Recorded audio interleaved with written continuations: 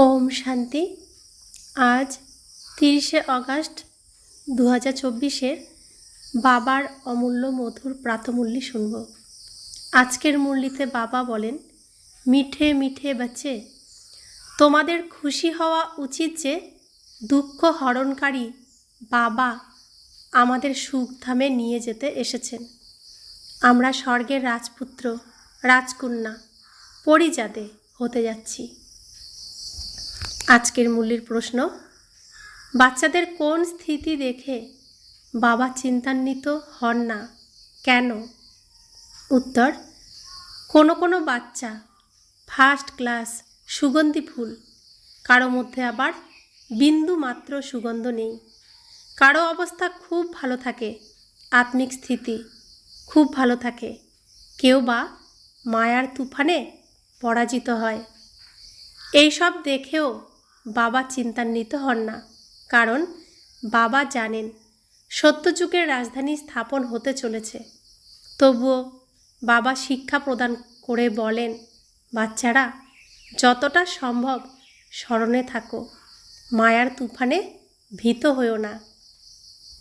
ওম শান্তি। অতীব মিষ্টি অসীম জগতের পিতা মিষ্টি মিষ্টি বাচ্চাদের বসে বোঝান। এটা তো বুঝেছ, তাই না?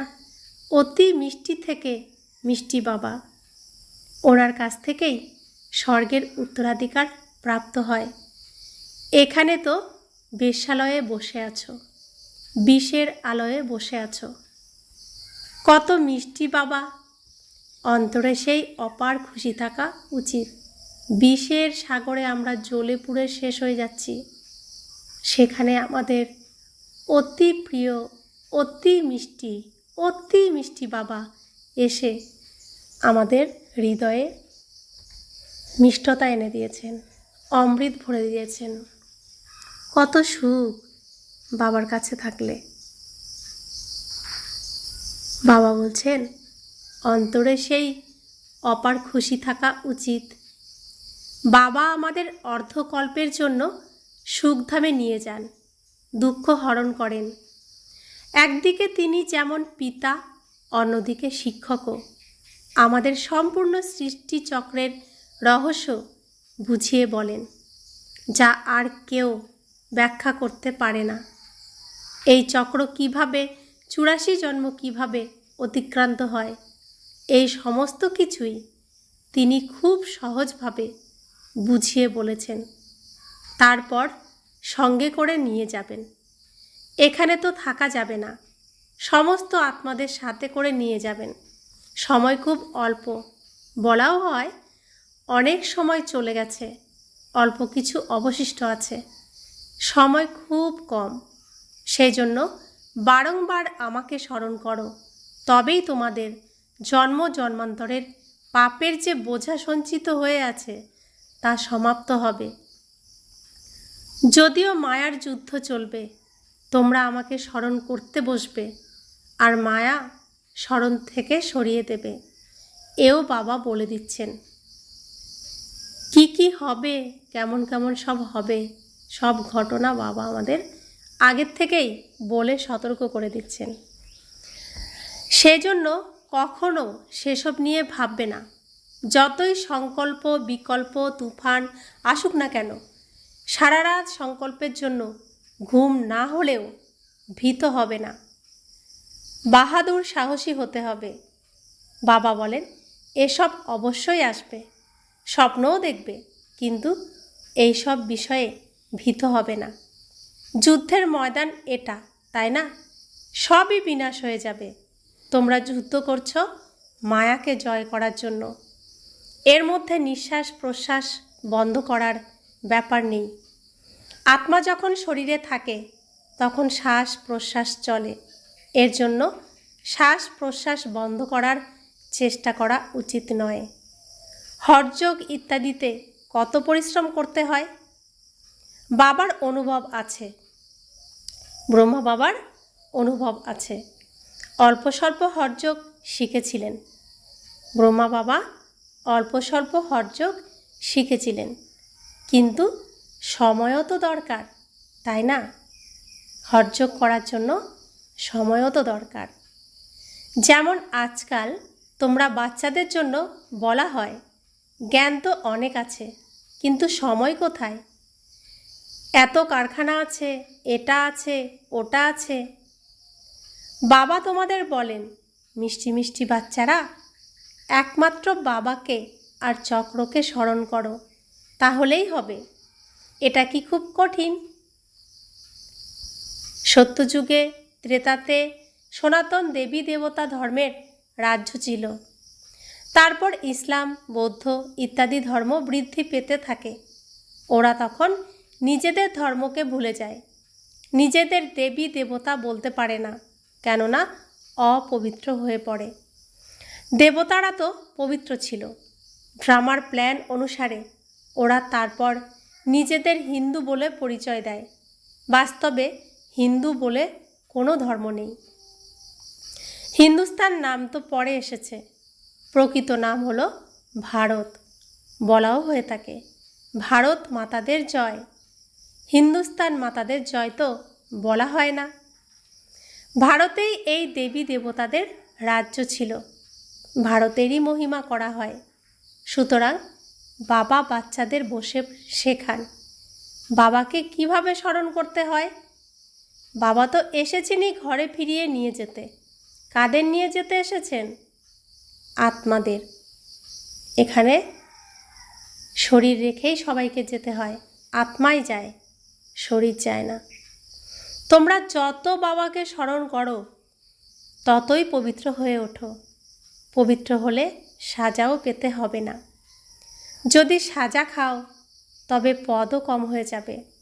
সেজন্য যত স্মরণ করবে ততই বিকর্ম বিনাশ হতে থাকবে। অনেক বাচ্চা আছে যারা স্মরণ করতে ব্যর্থ হয়, বিরক্ত হয়ে ছেড়ে দেয়। এমনও আছে যুদ্ধ করে না মায়ার সাথে, বোঝে যে রাজধানী স্থাপন হতে চলেছে।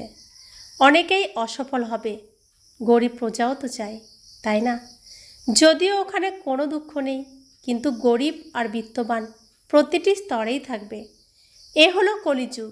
এখানে গরিব হোক বা বড়লোকই হোক, উভয়েই দুঃখ ভোগ করে থাকে। ওখানে গরিব বড়লোক উভয়েই সুখে থাকে। ধনী বা দরিদ্র হওয়ার অনুভব থাকলেও দুঃখ লেশমাত্র থাকে না। অবশিষ্ট নম্বরানুসারে হবে, তাই না? কোনো রোগ থাকবে না, আয়ু বৃদ্ধি হবে। এই দুঃখের ধামকে ভুলে যায়। সত্যযুগে তোমাদের দুঃখের কথা স্মরণেও আসবে না। দুঃখধাম আর সুখধামের কথা বাবাই এসে স্মরণ করিয়ে দেন। মানুষ বলে স্বর্গ ছিল, কিন্তু কবে ছিল, কেমন ছিল, কিছুই জানে না। লক্ষ বছর বলার কারণে কারো স্মরণেই আসে না, বা তা নিয়ে ভাবার কথা কেউ মনেও আনে না। লক্ষ বছর মানে অনেক বছর পরে ভাববো, অনেক সময় আছে। এই ভাবনার থেকে, এসব থেকে আমরা অনেক দূরে থেকেছি। রাবণের রাজ্যে এমনভাবে মিশে গেছি যে নিজের ঘরে ফেরার রাস্তাটুকু আমরা ভুলে গেছি, নিজের সত্য পিতাকে ভুলে গেছি। তো বাবা বলছেন, কাল তোমাদের সুখ ছিল, কাল আবার সুখ হবে। সুতরাং বাবা এখানে বসে তার ফুলদের দেখেন। এই আত্মা সুন্দর ফুল, এইভাবে পুরুষার্থ করে। এই আত্মা স্পর্শ বুদ্ধি, পারস বুদ্ধি সম্পন্ন নয়, পাথর বুদ্ধি। বাবার কোনো বিষয়ে চিন্তা থাকে না। তবে হ্যাঁ, তিনি ভাবেন যে বাচ্চারা শীঘ্রই পঠন পাঠন করে বিত্তশালী হয়ে উঠুক, অন্যদেরও পড়াশোনা করাতে হবে। ঈশ্বরীয় সন্তান তো হয়েছে, কিন্তু তাড়াতাড়ি ঈশ্বরীয় পাঠ পড়ে বিচক্ষণ হয়ে উঠুক। কতদূর নিজেরা পড়াশোনা করে অন্যদেরও করাচ্ছে, কতখানি সুগন্ধি ফুল হয়ে উঠেছে, এ সবই বাবা বসে প্রত্যক্ষ করছেন। কেননা এ হলো চৈতন্য ফুলেদের বাগান। সুগন্ধি ফুলেদের দেখলেই কত খুশির অনুভব হয়। বাচ্চারা নিজেরাও বুঝেছে বাবা স্বর্গের উত্তরাধিকার প্রদান করেন। বাবাকে স্মরণ করতে থাকলে পাপ কাটতে থাকবে, নয়তো সাজা খেয়ে তারপর পদ প্রাপ্ত হবে। একে বলা হয় শাস্তি ভোগের পর ভোজন লাভ। বাবাকে এমনভাবে স্মরণ করো যাতে জন্ম জন্মান্তরের পাপ কেটে যায়। তার সাথে চক্রকেও জানতে হবে। সৃষ্টি চক্র ঘুরতেই থাকে, এ কখনোই বন্ধ হয় না, উকুনের মতো চলতে থাকে। উকুন সবচেয়ে ধীরে চলে, তো এই সৃষ্টি চক্রটিও ধীরে ধীরে ধীরে ধীরে চলতে থাকে। এই অনন্ত ড্রামাও অতি ধীরে ধীরে চলে। এই ড্রামা, এই নাটক এই পৃথিবীর স্টেজে সত্যযুগে শুরু হয়, কলিযুগে শেষ হয়। পুরো 5000 বছর ধরে এই সিনেমা চলতে থাকে। ঘড়ির কাঁটার মতোই টিক টিক করে চলে। 5000 বছরে প্রতিটি সেকেন্ড মিনিট কত সময়ের জন্য হয় তাও বাচ্চারা বের করে পাঠিয়েছে। লক্ষ বছরের বিষয় হলে কেউই এর হিসেব বের করতে পারত না। এখানে বাবা আর বাচ্চারা বসে আছে। বাবা প্রত্যেককে বসে বসে দেখছেন এই বাচ্চারা কতটা বাবাকে স্মরণ করে, কতটা জ্ঞান ধারণ করেছে, অন্যদেরও কতটা বোঝাতে পারছে। খুব সহজ বিষয়, শুধু বাবার পরিচয় দিতে হবে।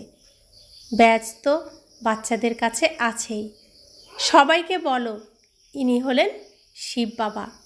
যখন মানুষ কাশি যায় তখনও শিব বাবাকে স্মরণ করে। বাবা বাবা বলে মাথা ঠুকতে থাকে। তোমরা হলে শালিগ্রাম, আত্মা ছোট্ট তারার মতো, তার মধ্যে কত পার্ট সঞ্চিত হয়ে আছে। আত্মা ছোট বড় হয় না, বিনাশও হয় না। আত্মা অবিনাশী, তার মধ্যে ড্রামার পার্ট সঞ্চিত হয়ে আছে। হীরা সর্বাপেক্ষা শক্তিশালী পাথর, রত্ন, শক্তিশালী রত্ন, সব থেকে শক্তিশালী রত্ন হীরা। এর মতো শক্ত পাথর অন্য কিছু হয় না। জহুরিরা সেটা জানে। আত্মার বিচার করো, কত ক্ষুদ্র অথচ তার মধ্যে অবিনাশী পার্ট সঞ্চিত হয়ে আছে। আত্মা কখনোই অবিনাশী ড্রামা থেকে বেরিয়ে পড়ে না। দ্বিতীয় কোনো আত্মা হয় না।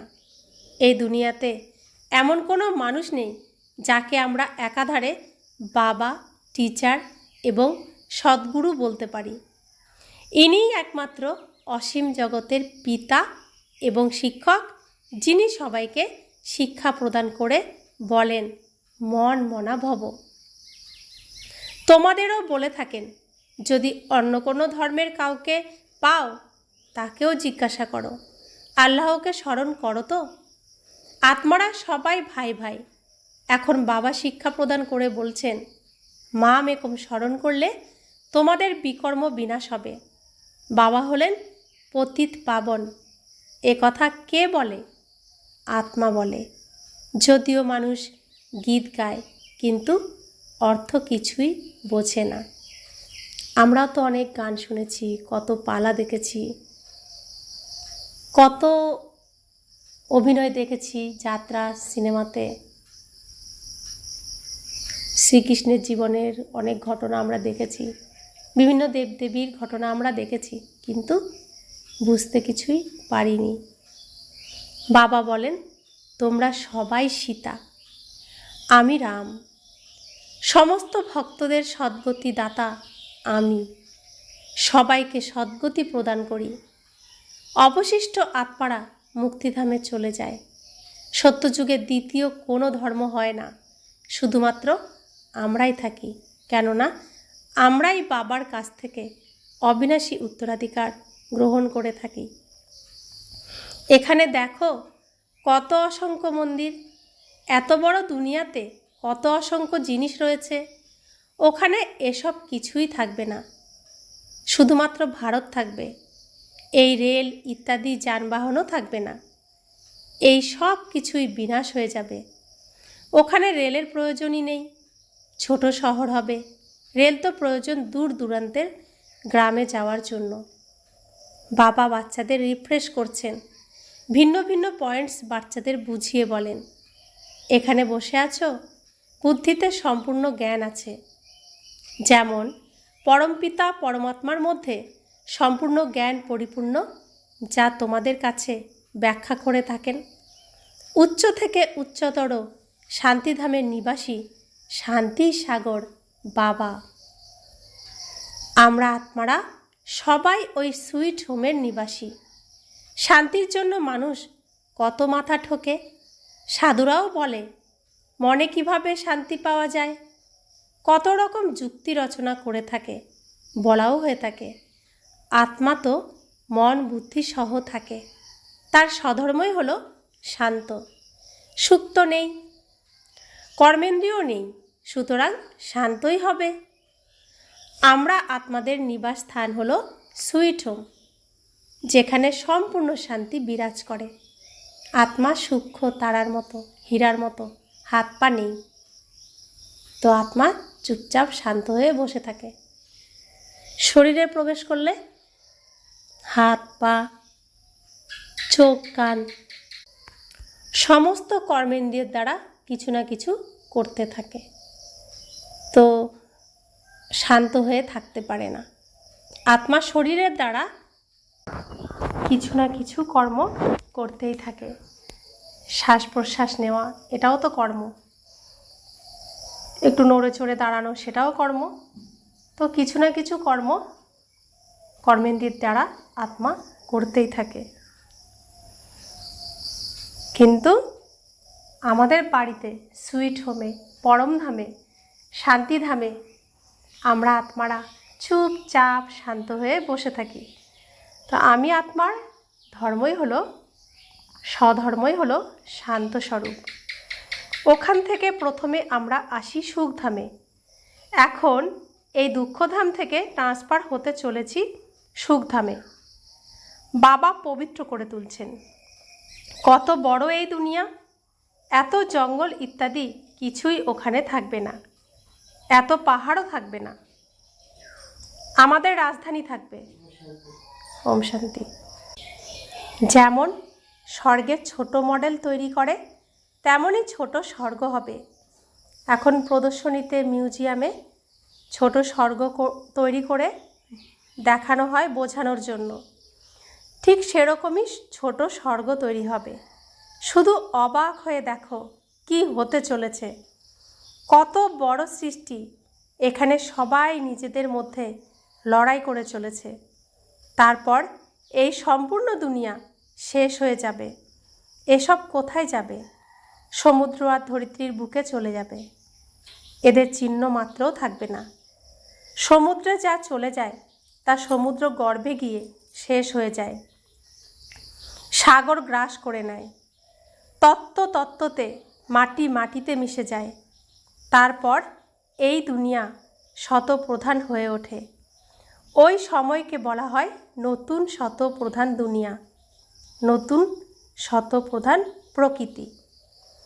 ওখানে তোমাদের ন্যাচারাল সৌন্দর্য থাকবে, প্রাকৃতিক সৌন্দর্য থাকবে। লিপস্টিক ইত্যাদি কিছুই ব্যবহার করার প্রয়োজন পড়বে না। যেমন সকালবেলা ঘুম থেকে উঠলে কোনো মেকআপ করার প্রয়োজন পড়ে না, ন্যাচারাল প্রাকৃতিক সৌন্দর্য থাকে সবার মধ্যে। ঠিক সেরকম সত্যযুগ সকাল, তো তখন কোনো কৃত্রিম কোনো কিছু থাকবে না সেখানে, সব প্রাকৃতিক সৌন্দর্য, ফার্স্ট ক্লাস সৌন্দর্য। সুতরাং তোমরা বাচ্চাদের কত খুশি হওয়া উচিত। তোমরা স্বর্গের পরী হয়ে ওঠো। জ্ঞান স্নান না করলে তোমরা পবিত্র হতে পারবে না, অন্য কোনো উপায় নেই। বাবা তো চির সুন্দর, তোমরা আত্মারা কালো হয়ে গেছো। বাবা প্রত্যেক দিন কত সুন্দর করে বোঝান যে এই রাস্তা ছাড়া, এই বাবার কাছে পরিষ্কার হওয়া ছাড়া আর কোনো উপায় নেই পরিষ্কার হওয়ার, কালোর থেকে সুন্দর হওয়ার, শ্যাম থেকে সুন্দর হওয়ার। তো বাবা এই যে পাঠশালা খুলেছেন, সেন্টার খুলেছেন, এটা একটা কি বলে, এটাকে মান সরোবর। এই সরোবরে এসে স্নান করলে তবেই আমরা সুন্দর হয়ে উঠব। তো বাবা বলছেন, বাবা তো চির সুন্দর, তো একজনই সম্পূর্ণ সুন্দর থাকে, তাই তিনি অন্যদেরকে সুন্দর বানাতে পারে। নোংরাকে কোনোদিন পরিষ্কার করতে পারবে না, সুন্দর করতে পারবে না। কারণ নোংরা সহ অন্যকে ধরলে ছুলে কি হবে? নোংরা লেগেই যাবে। তো পরিষ্কার কে করবে? তো পরিষ্কার করার জন্য তো কাউকে চাই, যিনি পরিষ্কার নিজে থাকবেন, অন্যকেও পরিষ্কার করবেন। তো এই বিশ্ব ব্রহ্মাণ্ডে শুধুমাত্র একজনই আছেন যিনি চির পবিত্র, চির সুন্দর, পরিষ্কার পরিচ্ছন্ন থাকেন। তিনি হলেন আমাদের পিতা। তো তিনি আমাদেরকে এই নোংরার থেকে পরিষ্কার করছেন। প্রেমিক অতীব সুন্দর, মুসাফির যিনি এসে তোমাদের সুন্দর করে তোলেন। বাবা বলেন, আমি এর মধ্যে, ব্রহ্মা বাবার মধ্যে প্রবেশ করেছি। আমি কখনোই শ্যাম হই না, অসুন্দর হই না। তোমরা শ্যাম থেকে সুন্দর হয়ে ওঠো। চির সুন্দর তো একজন মুসাফির বাবা। এই বাবাও শ্যাম থেকে সুন্দর হয়ে ওঠেন, ব্রহ্মা বাবাও শ্যাম থেকে সুন্দর হয়ে ওঠেন। বাবা তোমাদের সবাইকে সুন্দর করে সঙ্গে করে নিয়ে যান। সবাইকে সম্পূর্ণ পবিত্র শুদ্ধ করে, তার মতো শুদ্ধ পবিত্রতা অর্জন করতে পারলে আমরা তার সাথে চলে যেতে পারবো, বাবার সাথে চলে যেতে পারবো। তো বাবা সবসময় বলেন, বাবা সমান হও, বাবা সমান হও, তুমি তো আমারই সন্তান। তো পরের সব কিছু নিয়ে নিজেকে নোংরা করে কেন রেখেছো? পরের জিনিস সব তুমি ত্যাগ করে দাও, আমারটাকে তুমি রাখো, আমার মতো সুন্দর হয়ে যাও। তোমরা বাচ্চাদেরও সুন্দর হয়ে অন্যদেরও সুন্দর করে তুলতে হবে। বাবা তো শ্যাম সুন্দর হন না, গীতায় ভুল ব্যাখ্যা করা হয়েছে। সেখানে বাবার পরিবর্তে কৃষ্ণের নাম লেখা হয়েছে। একেই বলে মস্ত ভুল। সম্পূর্ণ বিশ্বকে সুন্দর করে তোলেন যে শিব বাবা, উনি সর্বপ্রথম তাকেই পরিবর্তন করেন যিনি স্বর্গের প্রথম সুন্দর। তার নাম গীতায় লিখিত হয়েছে, তারই নাম গীতায় লিখে দিয়েছে। এই বিষয়ে কেউ কিছু জানে না। ভারত আবার সুন্দর হবে, ওরা তো ভাবে 40,000 বছর পরে আবার স্বর্গ হবে, আর তোমরা বলতে পারছো সম্পূর্ণ কল্প 5,000 বছরের। সুতরাং বাবা এসে আত্মাদের সাথে কথা বলেন। উনি বলেন, আমি অর্ধকল্পের জন্য প্রেমিক হয়ে আসি। তোমরা আমাকে আহ্বান করে বলেছ, হে পতিত পাবন এসো, এসে আমরা আত্মাদের, প্রেমিকাদের পবিত্র করে তোলো। সুতরাং ওনার শ্রীমতে চলা উচিত, মেহনত করা উচিত, পরিশ্রম করা উচিত, পুরুষার্থ করা উচিত। বাবা এমন বলেন না যে তোমরা কাজকর্ম করো না, কখনোই বলেন না। সব কিছুই করতে হবে। গৃহস্থ পরিবারে থেকে সন্তান এবং পরিবারের সবার প্রতি দায়িত্ব পালন করে নিজেকে আত্মা মনে করে আমাকে স্মরণ করো, কেননা আমি পতিত পাবন। সন্তানের দায়িত্ব পালন করো, কিন্তু আরও সন্তানের জন্ম দিও না, নয়তো সে সবই স্মরণে আসবে। পরিবারের সবাই থাকতেও তাদের ভুলে যেতে হবে। বাবা কেন বলেন? কারণ এখন ফিরতে হবে। এখানে যত আমি মনের সম্পর্ক করব, তত আমার যেতে কষ্ট হবে। তাই বাবা বলছেন, এখানে আর সুতো টেনো না, তুমি সব সুতো ছিন্ন করো এখন, আর নতুন করে সুতো জোড়া দিও না, কারণ তুমিই কষ্ট পাবে। মানো আর না মানো তোমার ব্যাপার, কিন্তু যদি কষ্ট পেতে না চাও তো সমস্ত সুতোগুলোকে তুমি ছিন্ন করতে থাকো, তাহলে কষ্ট পাবে না। পরিবারের সবাই থাকতেও তাদের ভুলে যেতে হবে, গীতার প্রথম অধ্যায়ের কথা। যা কিছু তোমরা দেখছো সবই শেষ হয়ে যাবে, শরীরও শেষ হয়ে যাবে। বাবার স্মরণে আত্মা পবিত্র হয়ে যাবে, আবার নতুন শরীর প্রাপ্ত করবে। এ হলো অসীম জাগতিক সন্ন্যাস। বাবা নতুন ঘর নির্মাণ করছেন, সুতরাং এই পুরানো ঘর থেকে মন সরে যায়। স্বর্গে কি নেই? অপার সুখ সেখানে। স্বর্গ তো এখানেই হবে, এই পৃথিবীতেই হবে। এই কলিযুগ শেষ হয়ে যাবে, সৃষ্টি নতুন করে আবার সেজে গুজে উঠবে। আমরা যেমন পুরনো বাড়ি ভেঙে নতুন বাড়ি বানাই, জায়গা তো একই, কিন্তু পুরানোর পরিবর্তে নতুন হয়ে যায়, ঠিক সেই রকম দিলওয়াড়া মন্দির হলো সেই স্মারক চিহ্ন। তো দিলওয়াড়া মন্দিরে কলিযুগ থেকে সত্যযুগে কি করে আসি সব ওখানে চিত্রের দ্বারা দেখানো হয়েছে। যার নিচে বসে তোমরা তপস্যা করছো, স্বর্গ কোথায় দেখাবে? ওরা ছাদের সিলিংয়ের উপরে স্বর্গ দেখিয়েছে, উপরে স্বর্গকে বর্ণনা করেছে। নিচে তোমরা বসে রাজযোগ তপস্যা করছো। তো প্রত্যেক ঘরে ঘরে তপস্বী আত্মারা বসে রয়েছে, আর উপরে স্বর্গ। কত সুন্দর ওই মন্দির! উপরে অচল ঘর, সেখানে সোনার মূর্তি এবং সর্বোচ্চ স্থানে গুরু শিখরকে দেখানো হয়েছে। গুরু সর্বোচ্চ শিখরে বসে আছেন। উচ্চ থেকে উচ্চতর হলেন সদ্গুরু। তো সব থেকে উঁচু স্থানে কে বসে আছেন? স্বয়ং ভগবান। আমরা কি বলি? ওপরে একজন বসে আছেন। তো ওই একজন যিনি ওপরে বসে আছেন সেখানে আর কেউ যেতে পারে না। সর্বোচ্চ স্থানে স্বয়ং ভগবান থাকেন, পরমপিতা পরমাত্মা শিব বাবা।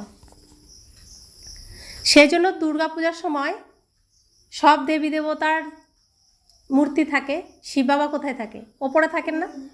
তো সবার উপরে তিনি থাকেন। তো এই দৈবী পরিবারের স্মৃতি হিসাবে আমরা দুর্গাপূজা করি। সেখানে প্রকৃতিকেও পুজো করা হয়, সমস্ত দেবদেবীকেও পুজো করা হয়, আর সবার উপরে থাকেন শিব বাবা। তো বাবা বলছেন, মাঝখানে ওরা স্বর্গকে দেখিয়েছে। সুতরাং এই দিলওয়াড়া মন্দির সম্পূর্ণ স্মৃতি বহন করে চলেছে। তোমরা রাজযোগ শিখছ, তারপর স্বর্গ ওখানে নির্মাণ হবে। ওখানে দেবতারা ছিল, তাই না? সত্যযুগে স্বর্গে দেবতারা ছিল, তাদের জন্যই এখন পবিত্র দুনিয়া নির্মাণ হচ্ছে। ওম শান্তি। তো যত আমি পবিত্র হব ততটাই আমি সেখানে প্রাপ্তি পাব। আমি যত এখানে এই অবিনাশী জ্ঞানরত্ন ধারণ করব, বাবার কাছে প্রত্যেক দিন এসে স্নান করে সুন্দর হব, যত পবিত্র হব আমি ততটাই ওখানে প্রাপ্ত করব। তো বাবা বলছেন, তুমি তো আমার সন্তান, আমার গুণে তুমি আমার মতো হয়ে যাও। রাবণের দুনিয়ায় রয়েছো, রাবণের যা কিছু আছে সব কিছুকে তুমি ত্যাগ করো। পরের জিনিস কেন নিয়ে আছো? পরের সব জিনিসকে ত্যাগ করে দাও। আমার যা কিছু আছে সব তো তোমার, তুমি সেগুলোকেই গ্রহণ করো, আমার মতো হয়ে যাও। अच्छा, मीठे मीठे सिखिला दे बच्चों प्रति मात पिता बाप दादा का याद प्यार और गुड मॉर्निंग। रूहानी बाप की रूहानी बच्चों को नमस्ते। हम रूहानी बच्चों की रूहानी मात पिता बाप दादा को याद प्यार गुड मॉर्निंग और नमस्ते नमस्ते नमस्ते। शुक्रिया बाबा, शुक्रिया बाबा, शुक्रिया। धारणार जन्य मुख्य सार, এই চোখ দিয়ে সব কিছু দেখেও সব ভুলে যাওয়া অভ্যাস করতে হবে। পুরানো গৃহ থেকে, দুনিয়া থেকে মনকে সরিয়ে নিতে হবে, নতুন গৃহকে স্মরণ করতে হবে। তো পরের রাজ্যে আছি, পরের জায়গায় আছি, তাই না? পরের সব কিছুর মধ্যে আমি নিজেকে জড়িয়ে রেখেছি। তো আমার নিজের পিতা এসেছে, নিজের পিতা আমার জন্য সব কিছু ব্যবস্থা করছে, আমাকে সেটাই স্মরণ করতে হবে। আর যেই দুনিয়ায় আমি পড়ে আছি সেই দুনিয়ার সব কিছুকে মন থেকে ভুলে যেতে হবে, সরিয়ে দিতে হবে, যে এসব আমার কিছুই না। আমার জন্য তো ওখানে বাবা সুন্দর করে সব কিছু তৈরি করছে, আর আমাকে সেটা প্রাপ্ত করতে হবে আমার যোগ্যতার দ্বারা। পরের জিনিস নিয়ে পড়ে থাকলে বাবা দিতে পারবেন না। বাবার সব কিছুকে গ্রহণ করলেই বাবা দিতে পারবেন। বাবার কাছে পড়ে দেখি বাবাই দেখবে। দ্বিতীয় ধারণা, জ্ঞান স্নান করে সুন্দর রাজপুত্র রাজকন্যা পরিজাদা হয়ে উঠতে হবে। যেমন বাবা সুন্দর গৌরকান্তি পথিক মুসাফির, তেমনই তার স্মরণে আত্মাকে শ্যাম থেকে সুন্দর হতে হবে। মায়ার যুদ্ধে ভীত হওয়া উচিত নয়, বিজয়ী হয়ে দেখাতে হবে। তো বাবা এই যে মানসরোবর এখানে করেছে আমাদের জন্য, এই সরোবরে আমরা রোজ স্নান করি 2 বার। স্নান করার পরে বাবা আবার এই জ্ঞান অমৃত খাইয়ে আমাদেরকে সাজিয়ে গুজিয়ে দেন প্রত্যেক দিন। তো এই বাবার এই সাজগোজকেই নিয়েই আমাদের থাকতে হবে। মায়া আবার কি করছে, রাবণের দুনিয়া নোংরা, মায়া আমাদেরকে নোংরা করার জন্য আপ্রাণ চেষ্টা করে যাচ্ছে। তো মায়ার ধুলোতে আমরা আমাদের এই শৃঙ্গার এই সাজগোজ নষ্ট করব না। বাবা যা যা দিয়ে সাজাচ্ছেন সব গুছিয়ে রাখবো, গুছিয়ে রেখে দিতে হবে, নষ্ট করলে হবে না। তো আমাদেরকে বিজয়ী হয়ে দেখাতে হবে, মায়ার দুনিয়ার থেকে মুক্ত হয়ে সত্যিকারের স্বর্গে পৌঁছানোর যে রাস্তায় আমরা যাচ্ছি এটা সঠিক রাস্তা, সেটা আমাদেরকে বোঝাতেও হবে অন্যদেরকে। বরদান, মহাদানী হয়ে উদার হৃদয়ে খুশির খাজানা বিতরণকারী মাস্টার করুণাময় ভব। সাধারণ মানুষ অল্প সময়ের খুশি প্রাপ্ত করার জন্য কত সময় বা ধন খরচ করে, তবুও সত্যিকারের খুশি প্রাপ্ত হয় না। এই রকম সময়ে তোমাদেরকে অর্থাৎ আত্মাদেরকে মহাদানী হয়ে বড় হৃদয়ের সাথে খুশির দান দিতে হবে। কত আয়োজন চারিদিকে, কত অনুষ্ঠান, কত জায়গায় আমরা তীর্থে যাচ্ছি, কত জায়গায় ঘুরতে যাচ্ছি, কত জামা কাপড় কিনছি, পুজো অর্চনা করছি, তীর্থে যাচ্ছি, কত কী করছি শুধু সুখ শান্তি পাওয়ার জন্য। তো সেই সব যখন করছি তখন প্রাপ্ত হচ্ছে, যখন সেই সময়টা শেষ হয়ে যাচ্ছে সুখ শান্তি আর থাকছে না। বাবা বলছেন তোমরা তো সদা সুখী, সুখের ভাণ্ডার তোমরা, বাবার থেকে অপরন্ত তোমরা নিচ্ছ, আর এখন তোমরা সবাইকে দান করো, খুশি দান করো, সুখ দান করো। মহাদানী হয়ে উঠতে হবে তোমাদেরকে। এর জন্য করুণাময়ের গুণ ইমার্জ করো। আমার পিতা করুণাময়, এত গ্লানি করার পরেও তিনি আমাদের ভরপুর করে দেন। তো সেই করুণাময়ের সমস্ত গুণকে স্মরণ করো, ইমার্জ করো। তোমাদের জড়চিত্র বরদান দিচ্ছে, তো তোমরাও চৈতন্য অবস্থায় করুণাময় হয়ে বিতরণ করতে থাকো। বাবা বলছে তোমাদের জড় মূর্তি এখনও সুখ শান্তি দিয়ে যাচ্ছে, আর তোমরা তো চৈতন্য, তাহলে তোমরাও করুণাময় হয়ে সুখ শান্তি বিতরণ করতে থাকো, খুশি বিতরণ করতে থাকো। কেননা সকল আত্মাই এখন পর বসে রয়েছে। কখনো এটা ভাববে না যে এ তো সোনারই পাত্র নয়। তোমরা করুণাময় হয়ে দিতে থাকো, তোমাদের শুভ ভাবনা তাদেরকে অবশ্যই ফল প্রদান করবে। যে ও নিচ্ছে না, ও নেবে না, ও শুনবে না, তুমি দিতে থাকো। তো বাবা বলছেন তুমি যে দান করছো তাতে যেন কোনো ত্রুটি না থাকে। তুমি মহাদানী হয়ে দিতে থাকো, তোমার শুভ ভাবনাই অবশ্যই তাদের পরিবর্তন হবে। স্লোগান, যোগের শক্তির দ্বারা প্রতিটি কর্মেন্দ্রিয়কে অর্ডার অনুসারে যে চালাতে পারে সেই হলো স্বরাজ্য অধিকারী। আমরা যে প্রত্যেক দিন বাবার সাথে যোগ করছি, এই যে অভ্যাস, প্রত্যেকটা ক্ষেত্রে আমরা বাবাকে স্মরণ করি, যোগ করি, যোগাযোগ করি তার সাথে। এই শক্তির দ্বারা কর্মেন্দ্রিয়কে আমাদের অর্ডার অনুসারে চালাতে হবে। তো জীব কি করবে? ধোঁকা দেবে, দেবে না? কত খাবার দাবার চারিদিকে, লোভ আসতেই পারে। তো এটা আমার ইন্দ্রিয়, আমি কি শিখেছি? শুদ্ধ অন্ন, তাই না?